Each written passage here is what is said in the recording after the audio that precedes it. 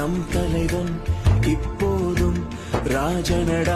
சத்தியமா அந்த மனுஷன் 2023ல ரிட்டையர்மெண்ட் அறிவிச்சிருந்தா கூட சந்தோஷமா போயிருப்பாரு. ஃபேன்ஸுக்காண்டி அவர் திரும்ப விளையாட வரேன்னு சொல்லிட்டு இன்னைக்கு அதே ஃபேன்ஸ் அவர் மேல ஏகப்பட்ட விமர்சனங்களை வச்சுக்கிட்டு இருக்காங்க. உண்மையிலே மனசு ரொம்ப கஷ்டமா இருக்குங்க. ஐபிஎல்ல சிஎஸ்கே இவ்வளவு மோசமா விளையாண்டு நான் எந்த சீசன்லயுமே பார்த்ததே கிடையாது. அப்படிங்கிற மாதிரி தான் நேத்து நடந்த டிசி vs சிஎஸ்கே மேட்சை பார்த்தா நிறைய பேருக்கு தோணி. ஆக்சுவலா இந்த மேட்சை பொறுத்த வரைக்கும் டிசியோட பேட்டிங், பவுலிங் அண்ட் ஃபீல்டிங் மூணுமே பக்காவா இருந்துச்சுங்க. செம கோஆர்டினேஷனோட விளையாண்டாங்க. இதுக்கு அப்படியே மாறாதான் நம்ம சிஎஸ்கே டீம் நேத்து விளையாண்டாங்கன்னு சொல்லணும். முக்கியமா பேட்டிங் டிசி அடிச்ச 183 ரன்ஸுக்கு நம்மளால நேத்து வெறும் 158 ரன்ஸ் தாங்க அடிக்க முடிஞ்சுச்சு. சிஎஸ்கேல டாப் ஆர்டர்ல வந்த பேட்ஸ்மேன்ஸ் எல்லாமே அடிச்சா விக்கெட் விழுந்துரும்னு யோசிச்சுட்டு அடிக்காமலே சரச்சரன்னு அவுட் ஆயிட்டு போறாங்க. மிடில் ஆர்டர்ல வந்த விஜய் சங்கருக்கு நேத்து பேட்ல ஒரு பந்துமே கனெக்ட் ஆகல. ஆப்போனன்ட் டீமே இவரோட விக்கெட்டை எடுக்க கூடாதுன்னு முடிவு பண்ற அளவுக்கு சிங்கிள் தட்டி விளையாண்டாருங்க. இந்த மேட்சுக்கு முன்னாடி ஒரு மிகப்பெரிய வதந்தி ஒன்னு பரவுச்சுங்க. அது என்னன்னா தோனிக்கு தான் கடைசி மேட்ச், அவர் இந்த மேட்ச்ல ரிட்டையர்மெண்ட் அறிவிக்க போறாருன்னு ஒரு நியூஸ் பரவுச்சுங்க. அந்த நியூஸ்க்கு ஏத்த மாதிரி நேத்து தோனியோட அம்மா அப்பா, தோனியோட ஒய்ஃப் அண்ட் பிள்ளைன்னு எல்லாருமே மேட்ச் பார்க்க வந்திருந்தாங்க. இத பத்தி நேத்து நம்ம சிஎஸ்கே ஹெட் கோச்சான ஃபிளெமிங்ஸ்ட கேட்கும்போது கூட அவர் என்ன சொன்னார்னா, அவரோட ரோலை என்ட பண்றதுங்கிறது என்னோட கையில ஒண்ணும் கிடையாது, அத பத்தி எனக்கு எதுவும் தெரியாது, நான் இன்னும் அவர் கூட ஒர்க் பண்ற நினைச்சு என்ஜாய் தான் பண்றேன் அப்படிங்கிற மாதிரி ஒரு ஸ்டேட்மெண்ட்டை கொடுத்திருந்தாரு. இத பார்த்த உடனே எனக்கு ஒன்னே ஒண்ணு தாங்க தோணுது.